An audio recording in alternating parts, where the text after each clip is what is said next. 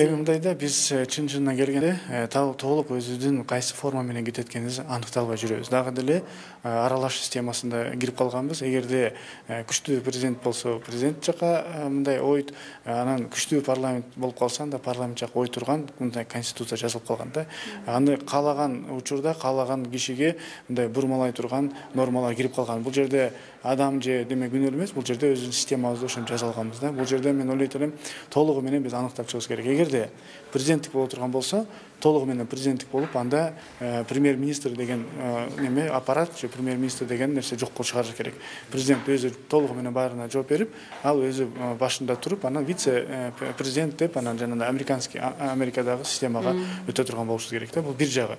Эгерде биз парламенттик боло турган болсок, анда толугу менен биз парламенттикке өтүп, президентти парламент шайлап, биз толугу менен ошол утуп келген партия өзү жетектеп, премьер-министр болуп, анан өзү баардыгына жоопкерчиликти мойнуна алып иштеп кеткенге барышыбыз керек да. Же мындай болбойт. Биз сөзсүз түрдө өзүбүздүн жолубузду аныкталышыбыз керек. Мен жеке пикирим, жеке оюм боюнча биз парламенттик мамлекет, толук парламенттик мамлекетке көчүшүбүз керек деп ойлойм.